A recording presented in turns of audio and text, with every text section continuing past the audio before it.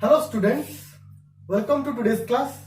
In our last class, we already covered the two types of crystalline solid. One is ionic solid and another one is covalent solid. Now let us start another type of crystalline solid. The solid name is called metallic solid. Metallic solid को शुरू करने से पहले थोड़ा imagine कीजिए क्या होता आपके घर में अगर इलेक्ट्रिसिटी नहीं होता। क्या होता अगर इलेक्ट्रिसिटी होता मगर आपके घर में आयरन बॉक्स नहीं होता। इमेजिन कीजिए क्या होता अगर आपका जो ज्वेलरी जो आप लोग पहने हैं उसमें कोई शाइनिंग नेचर नहीं होता। तो ये सब किसके लिए होता है? ये सब होता है मेटल के लिए। ओके, तो मेटल का कुछ खास प्रॉपर्टी है जिसके वजह से हम मेटल को हमारे डे टू डे लाइफ में कई तरह के हमें काम में उसको लाते हैं। तो आज हम मेटल के बारे में कुछ स्पेशल चीजें पढ़ने वाले हैं। ठीक है, तो मेटल सॉलिड है। इनफैक्ट सॉलिड का नाम सुनते ही हमारे सामने जो पहला तस्वीर आ जाता है वो आई थिंक मेटल ही आता है। और मेटल एक क्रिस्टलाइन सॉलिड है, ये तो हमें पता है। और क्रिस्टलाइन सॉलिड क्यों है? जी हां, ऑर्डरली अरेंजमेंट है। ठीक, अच्छा। और मेटल किसको कहते हैं? Any element that have one or two or three electron in their outermost shell. That elements are generally called metal. Are you able to understand? So any element which have one, two or three electron in their valency shell that are called metals. Okay. So because of they are having one, two or three electron, they can easily donate it.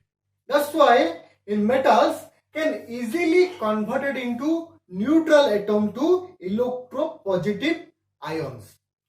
तो metal में क्या होता है? यहां पे देख लीजिए, मान लीजिए कोई एक मेटल लेना है। मान लीजिए सोडियम ले लो।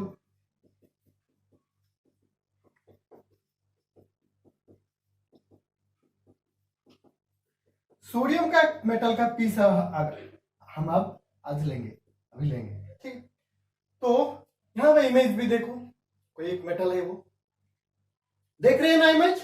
अच्छा, तो यहां पे एक बात ध्यान रखना है, Na+ चारों तरफ पॉजिटिव ही है।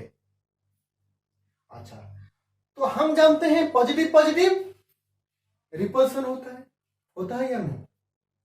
तो यहां पे ऐसा कौन सा बाइंडिंग फोर्स है जो कि ये आयन को एक साथ बाइंड करके रखता है? कौन सा है फोर्स?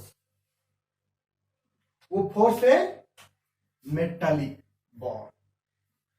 आप लोग सुने होंगे कि मेटालिक बॉन्ड क्या है, क्योंकि हमारे जो लोअर क्लास में हम मेटालिक बॉन्ड के बारे में ज्यादा कुछ पढ़े नहीं थे। हम पढ़े थे इलेक्ट्रोवैलेंट बॉन्ड पढ़े थे, कोवैलेंट बॉन्ड पढ़े थे, कोऑर्डिनेट बॉन्ड पढ़े थे, मगर मेटालिक बॉन्ड क्या है और क्यों इसको एक स्पेशल कैटेगरी में डाला जाता है हम अभी पढ़ेंगे। तो मेटालिक बॉन्ड क्या है जानने से पहले ये पहले जान लीजिए कि इमेज भी आपके सामने है।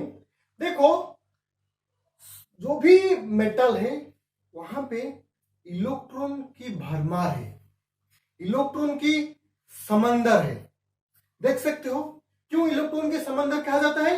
क्योंकि मेटल्स आर इलेक्ट्रॉन को आसानी से वो डोनेट कर सकता है।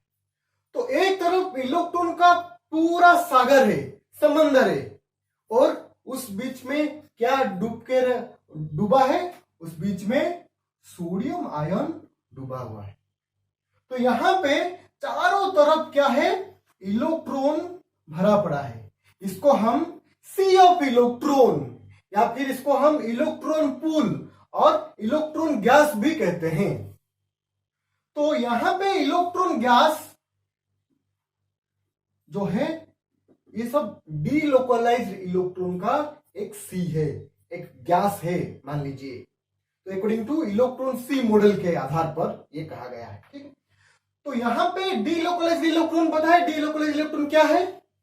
कोई इलेक्ट्रॉन का अगर कोई एग्जैक्ट लोकेशन नहीं है तो वो इलेक्ट्रॉन को हम कहेंगे डीलोकलाइज्ड इलेक्ट्रॉन। ओके, तो एक तरफ यहां पे इलेक्ट्रॉन का पूरी तरह समंदर है और दूसरा तरफ क्या होता है, पॉजिटिव आयन जो है वहां पे डूबा होकर रहा है।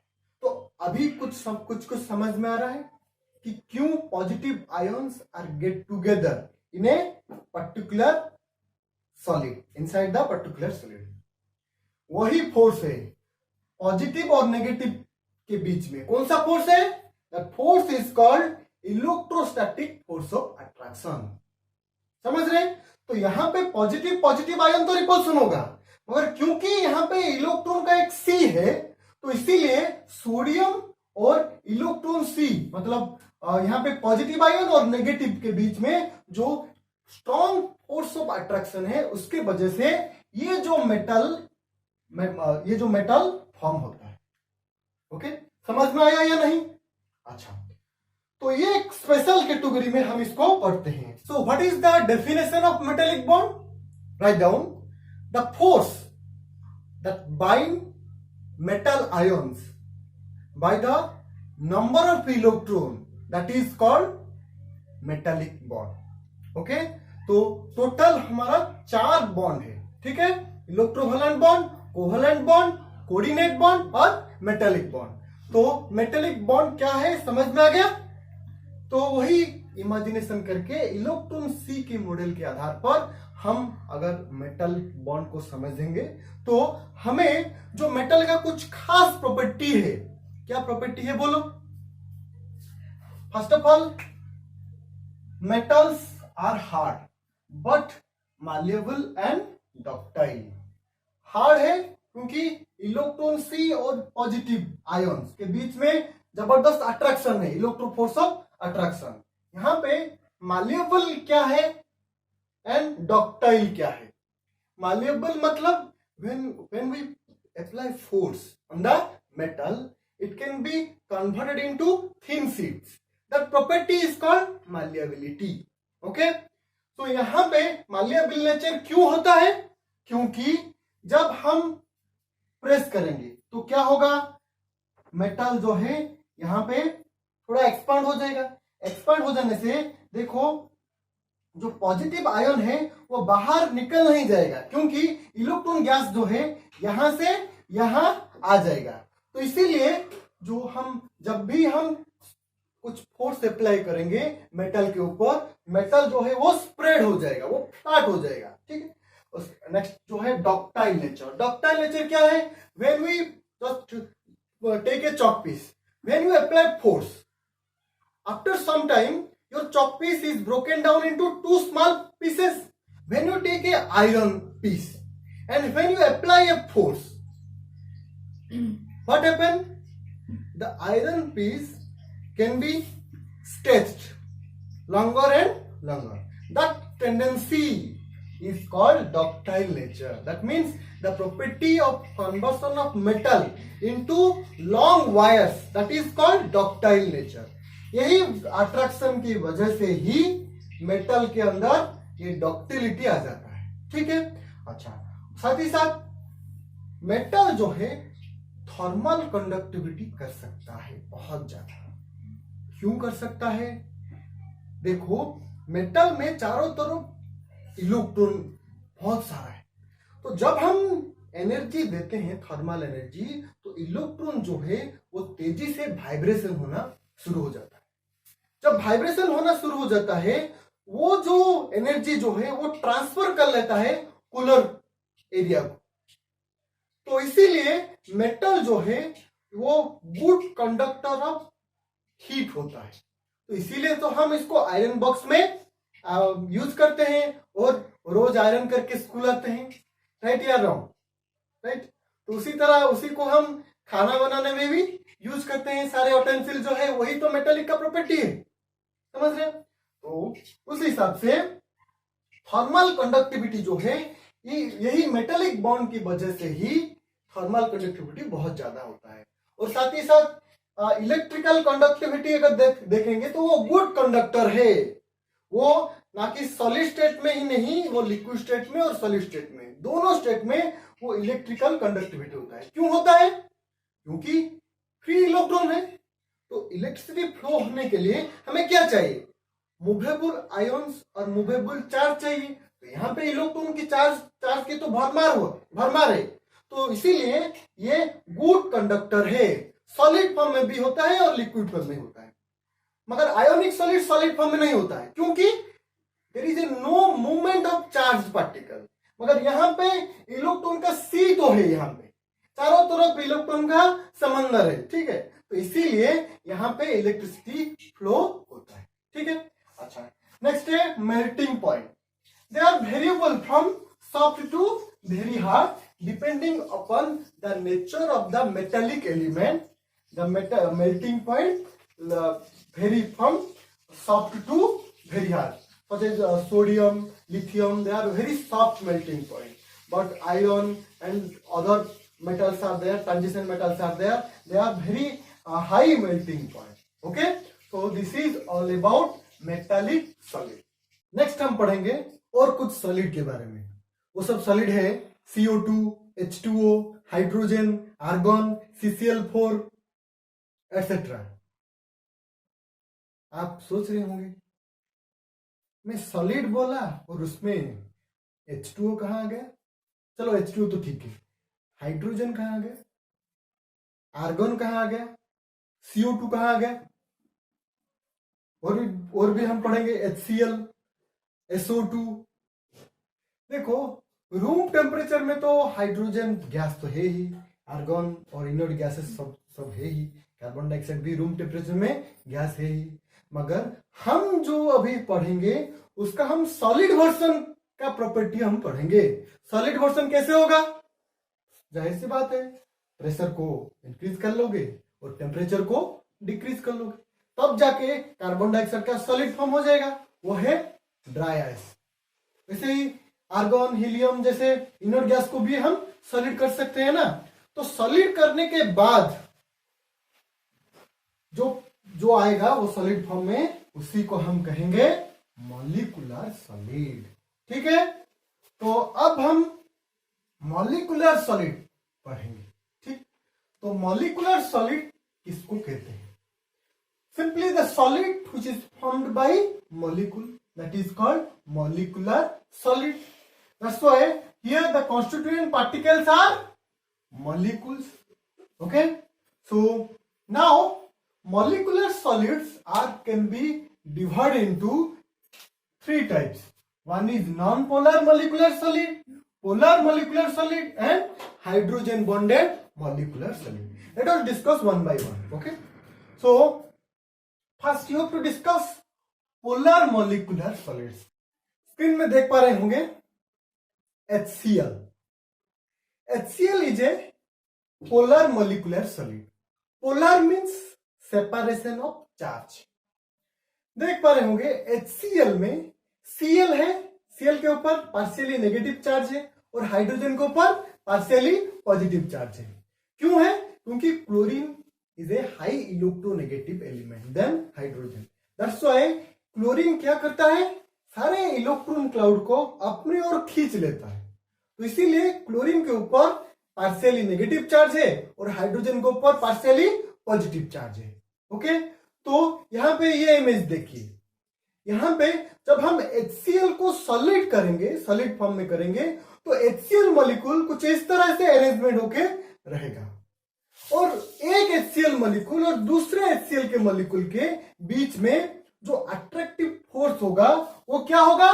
वो होगा dipole dipole interaction. Dipole dipole interaction क्या है ना? डाइपोल मतलब सेपरेशन ऑफ चार्ज। आप देख रहे हैं H+ एक मॉलिक्यूल का पॉजिटिव डाइपोल के साथ दूसरा मॉलिक्यूल का नेगेटिव डाइपोल जो है इंटरैक्शन होके जो आपस में बाइंड होके रहता है, तो उसी को हम कहते हैं पोलर मॉलिक्यूलर सॉलिड। यहां पे डाइपोल डाइपोल इंटरैक्शन जो है वो बाइंड करके रखता है सॉलिड को, ठीक है। अच्छा, तो फिजिकल नेचर जो है वो सॉफ्ट है। तो एग्जांपल अगर देखेंगे तो HCl तो है ही, उसके साथ साथ SO2 भी है, और कुछ ऐसे मॉलिक्यूल हम देखेंगे जहां पे डाइपोल फॉर्मेशन होता है, जो कि पोलर मॉलिक्यूल है, वो सब देखने में मिलता है। और यहाँ पे इंसुलेटर है, क्योंकि यहाँ कोई मूवेबल चार्ज तो है नहीं, तो इसीलिए इसको हम इलेक्ट्रिकल कंडक्टिविटी जो है वो इंसुलेटर है वो, ठीक है। मेल्टिंग पॉइंट है जो है वो लो रहता है। अब हम नेक्स्ट पढ़ेंगे हाइड्रोजन बॉन्डेड मॉलिक्यूलर सॉलिड। तो first of all what is hydrogen bond? Hydrogen bond किसको कहते हैं? हम तो 11th क्लास में पढ़े थे what is hydrogen bond. Hydrogen bond क्या है? देखो यहां पे हम वाटर मॉलिक्यूल एक लेंगे, ठीक है, ये एक वाटर मॉलिक्यूल दिखाई दे रहा है ना, तो यहां पे और एक वाटर मॉलिक्यूल है, ठीक है। क्योंकि ऑक्सीजन है जो है वो हाई इलेक्ट्रोनेगेटिविटी है, तो इसके ऊपर पार्शियली नेगेटिव चार्ज रहता है, साथ ही साथ हाइड्रोजन के ऊपर पार्शियली पॉजिटिव चार्ज रहता है। ये हाइड्रोजन के ऊपर भी पार्शियली पॉजिटिव चार्ज रहता है।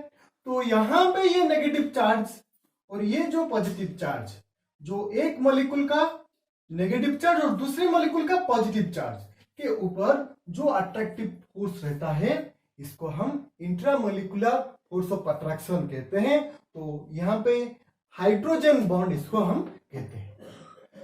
तो अगर हम बात करेंगे आइस की, देख लीजिए आइस का स्ट्रक्चर स्क्रीन पे। यहां पे एक वाटर मॉलिक्यूल और दूसरे वाटर मॉलिक्यूल के बीच में कौन सा फोर्स है? उसको हम कहते हैं हाइड्रोजन बॉन्ड। इसके वजह से आइस जो है वो परफेक्टली एक क्रिस्टलाइन सॉलिड के रूप में वो शेप में रह सकता है, ठीक है। तो हाइड्रोजन बॉन्डेड, तो यहाँ पे कॉन्स्टिट्यूएंट पार्टिकल क्या है? वहां तो मॉलिक्यूल है, और बाइंडिंग फोर्सेस क्या है? यहाँ पे हाइड्रोजन बॉन्ड। और ये जो है फिजिकल नेचर जो है वो यहाँ पे हार्ड है। क्यों हार्ड है? याद रखिए यहाँ पे हाइड्रोजन बॉन्ड जो है वो कंपैरेटिवली किसी तरह के ये जो डाइपोल इंटरेक्शन है और यहाँ पे जो डिस्पर्सन फोर्स जो कि हम नहीं पढ़ेंगे, तो ये दो फोर्स अगर कंपेयर करेंगे तो हाइड्रोजन बॉन्ड स्ट्रॉन्ग है। तो इसीलिए जो फिजिकल नेचर है हाइड्रोजन बॉन्डेड मॉलिक्यूलर सॉलिड का वो हार्ड रहता है, और मेल्टिंग पॉइंट जो है वो लो रहता है, ठीक है। तो हाइड्रोजन बॉन्ड जनरली हाइड्रोजन के साथ किसी भी मॉलिक्यूल में अगर नाइट्रोजन रहेगा, ऑक्सीजन रहेगा या फिर फ्लोरीन रहेगा, यही तीन एलिमेंट अगर रहेगा तभी हाइड्रोजन बॉन्ड फॉर्मेशन हो पाएगा। तो ये तीन एलिमेंट के साथ जो मॉलिक्यूल होता है जनरली ये सब hydrogen bonded molecular solid formation करते हैं, ठीक है। अच्छा, अब हम सबसे इंपॉर्टेंट देखेंगे non polar molecular solid. Important क्यों कहेंगे? क्योंकि यहां पे हम कुछ क्लासिकल गैस, जिसको हम गैस ही सोचते हैं, जैसे कि आर्गन, हाइड्रोजन कहेंगे तो कोई सॉलिड कोई सोचेगा नहीं, हाइड्रोजन कहते ही मन में आ जाएगा हाइड्रोजन गैस, आर्गन कहते ही आर्गन गैस आ जाएगा जो इलेक्ट्रिक बल्ब में है, तो इसको हम कहेंगे। तो यहाँ पे कोई गलतफहमी नहीं करना है कि यहाँ पे सॉलिड के अंदर हम गैस क्यों पढ़े, नहीं, सॉलिड के अंदर गैस हम नहीं पढ़ रहे हैं, हम सॉलिड के अंदर सॉलिड को ही पढ़ रहे हैं। हालांकि ये रूम टेम्परेचर में गैस में पाया जाता है, मगर हम इसको सॉलिड कर सकते हैं ना, थोड़ा सा प्रेशर और लो टेम्परेचर करके। तो जब वो सॉलिड में कन्वर्ट हो जाएगा तब इसका प्रॉपर्टी इस तरह का होगा। समझ में आ गया? अच्छा, तो बात करेंगे हाइड्रोजन या फिर आर्गन का एक सॉलिड क्यूब लेंगे, ठीक है। अच्छा, आर्गन एक एटम और दूसरा आर्गन एटम के बीच में, या फिर हाइड्रोजन एक मॉलिक्यूल दूसरा हाइड्रोजन मॉलिक्यूल के बीच में, ऐसे ही कार्बन डाइऑक्साइड एक न्यूट्रल मॉलिक्यूल है, एक कार्बन डाइऑक्साइड मॉलिक्यूल और दूसरा कार्बन डाइऑक्साइड मॉलिक्यूल में ऐसा कौन सा फोर्स है जो कि दो न्यूट्रल पार्टिकल को आपस में जकड़ के रखता है? ये इंपॉर्टेंट है, क्योंकि हम जानते हैं कार्बन डाइऑक्साइड न्यूट्रल है, कार्बन टेट्राक्लोराइड न्यूट्रल है, आयोडीन, हाइड्रोजन, आर्गन, ये सब जो है वो न्यूट्रल पार्टिकल है, न्यूट्रल मॉलिक्यूल है, और आर्गन और जैसे इनर्ट गैसेस को वो एटम, ठीक है। तो यहाँ पे मॉलिक्यूल भी हो सकता है और एटम, इनके सब यहाँ पे इनर्ट गैस में ये एटम भी हो सकता है, ठीक है। अच्छा, इसके थोड़ा समझने के लिए हम थोड़ा ये एटम को देखिए, ये आर्गन है, ठीक है। कभी कभी ये होता है कि किसी कारण यहाँ पे जो न्यूक्लियस जो है थोड़ा सा इधर उधर होके यहाँ पे एक चार्ज सेपरेशन होता है, वो भी टेम्पररी हो सकता है या फिर परमानेंट भी हो सकता है। जब यहाँ पे एक साइड में पॉजिटिव हो जाएगा तो दूसरी साइड में इलेक्ट्रॉन, न्यूक्लियस अगर एक साइड में किसी तरह आ जाएगा तो सारा इलेक्ट्रॉन जो है वो दूसरी तरफ चला जाएगा। तब होगा ये यहाँ पे कुछ चार्ज डिस्पर्सन होगा, ठीक है। तो यहाँ पे जो होगा एक न्यूट्रल मॉलिक्यूल में चार्ज सेपरेशन हुआ तो इसको हम डिस्पर्सन फोर्स कहते हैं, और ये जो है बहुत ही वीक फोर्स है, और इसको हम लंदन फोर्स भी कहते हैं। क्यों लंदन फोर्स कहते हैं? साइंटिस्ट लंदन के अनुसार ये हुआ है। तो इसीलिए तो यहां पे आप स्क्रीन में भी देख सकते हैं, यहां पे यही डिस्पर्सन फोर्स जो कि बहुत ही वीक फोर्स है, क्योंकि इतना चार्ज तो सेपरेशन नहीं होगा जैसे कि हाइड्रोजन बॉन्ड में होता है, जैसे कि डाइपोल डाइपोल फोर्स में होता है। तो इसीलिए इसका जो मेल्टिंग पॉइंट है वो वेरी वेरी लो है, ठीक है। इसीलिए जो नॉर्मल रूम टेम्परेचर में ये सब जो है वो गैस में रहता है, ठीक है। और फिजिकल नेचर जो है वो बहुत ही सॉफ्ट है। देखो ये डिस्पर्सन फोर्स के बारे में थोड़ा सा और ज्यादा थोड़ा डिस्कशन कर लेंगे। आप देख लीजिए,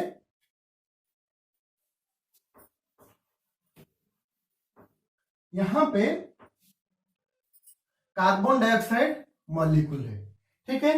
इसी तरह अगर यहां पे वीक चार्ज सेपरेशन हो जाएगा तो होगा ये कि यहां पे एक मॉलिक्यूल जब चार्ज सेपरेशन होगा ये नेगेटिव जो है ये पॉजिटिव को अट्रैक्ट कर लेगा, तो नेगेटिव इस तरह हो जाएगा, तो उसके बाद ये पॉजिटिव इधर हो जाएगा, ये नेगेटिव उधर चला जाएगा। तो इस तरह से कुछ चार्ज सेपरेशन यहां पे होने लगेगा।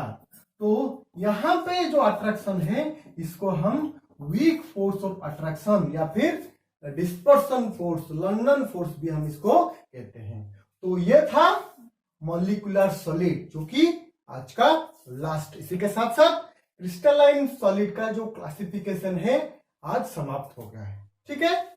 एक बार फिर से ये टेबल को देख के अच्छी तरह से थोड़ा रिवाइज कर ले, क्या क्या हम पढ़े क्लासिफिकेशन ऑफ क्रिस्टलाइन सॉलिड में। और ये कुछ होमवर्क हैं, सभी लिख के व्हाट्सएप कर दीजिए।